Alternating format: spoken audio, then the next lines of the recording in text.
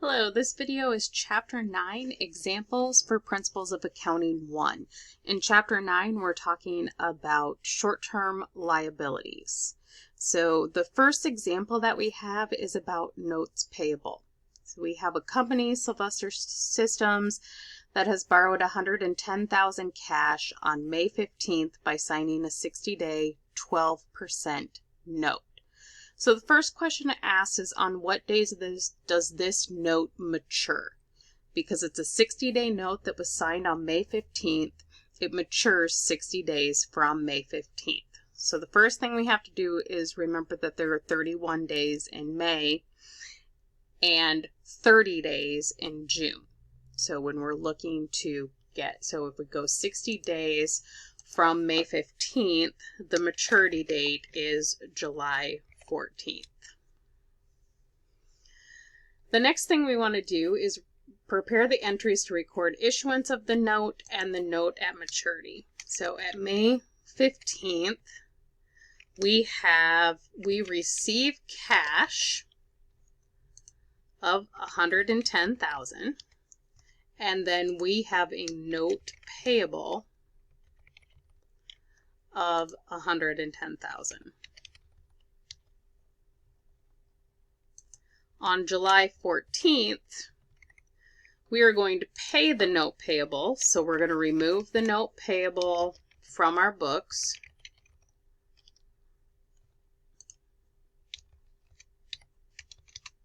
We're also going to pay interest on that note.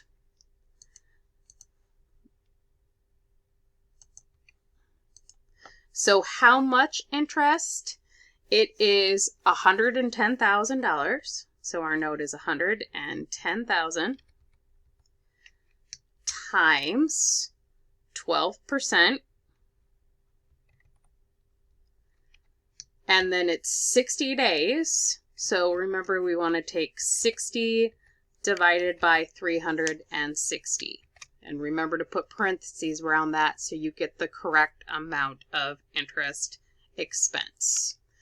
Okay, so we have interest expense of $2,220, and then we're going to pay cash out for the note and interest payment of $112,200. The second example is a note with adjusting. So in this, we have these different notes. We have different maturity dates. And so we want to first determine the maturity date for each of the three notes described. So first, we have a 60-day note on April 22nd. Okay? April has 30 days, May has 31 days, and June has 30 days. So if we count out 60 days from April 22nd, the maturity date on this note, or May 23rd, we replace the April 22nd, is July 22nd. Okay? Then this $12,000 cash from Spring Bank of a 120-day note, so 120 days from July 15th. If you remember which days have 31, so July has 31, August has 31, September has 30, October has 31, November has 30, December has 31. So the maturity date on this is November 12th, 120 days from July 15th. And then the last one on December 6th, we borrowed $8,000 cash from Citibank by signing a 45-day note. So 45 days from December 6th is January 20th. Okay.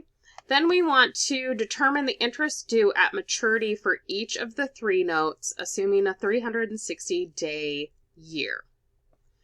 So on the first note, we have a $4,600 note payable, 60 days, 15% cash.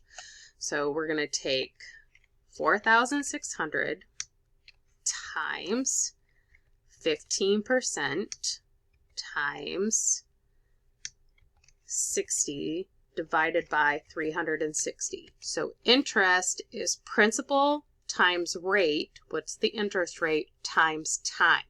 And the time is 60 days. So on the first note, the interest is $115.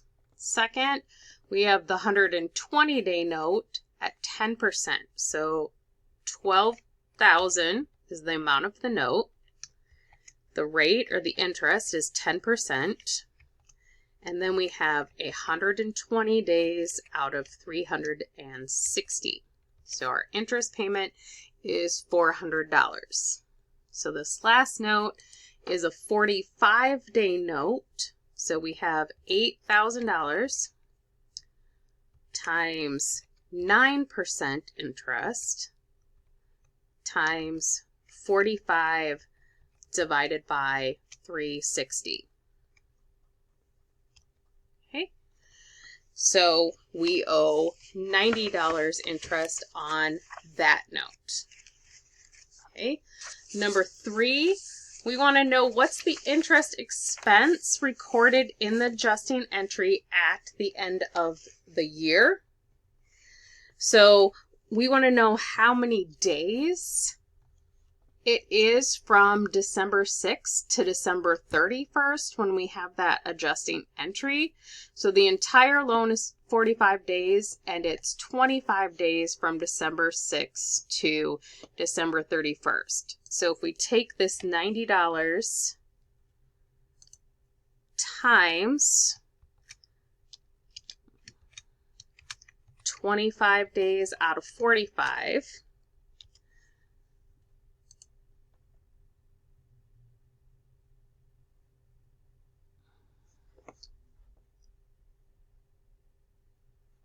it should not be 0.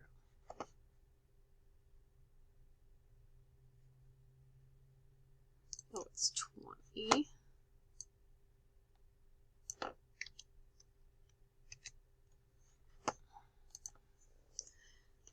I don't know why it's coming up as 0. It should be 40. And then the last thing is we prepared journal entries for all of the transactions. Okay, so we're going to start on April 22nd when we purchased merchandise inventory. So we have merchandise inventory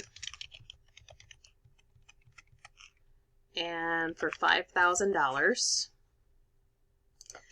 And we have accounts payable for $5,000 because we bought inventory on credit.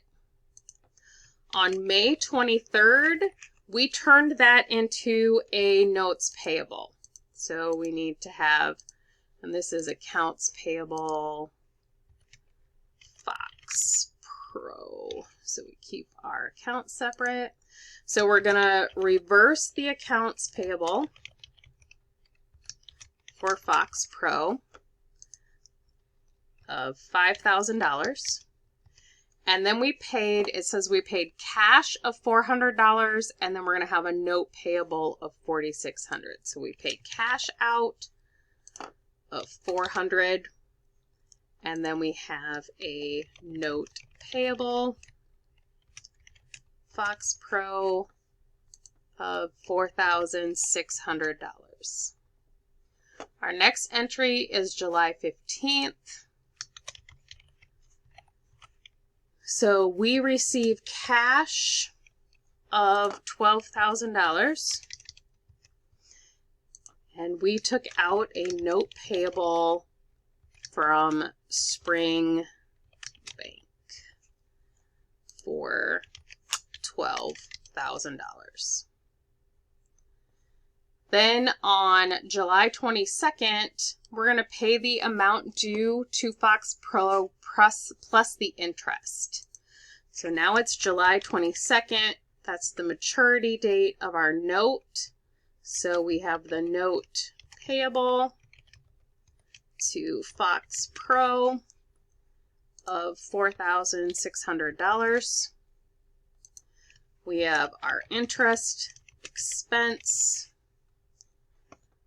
of $115 that we calculated. And then we have our cash payment of $4,715.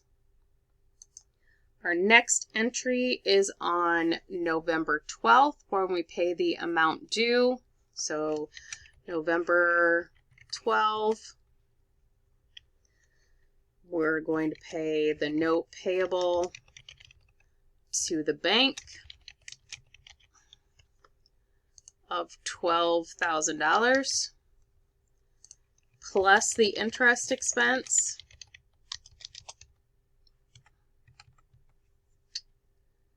of $400 and total cash payment of $12,400. Then on December 6th, we take another note out and we receive cash of $8,000. And we have a note payable to Citibank for $8,000. On December 31st, we're going to record an adjusting entry. So we have interest expense of $40 and interest payable of $40. Then we're going to pay that note on January 20th.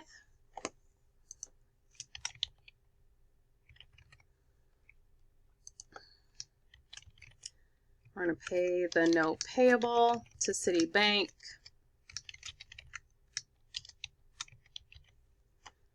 of $8,000. We're going to pay our interest payable of $40.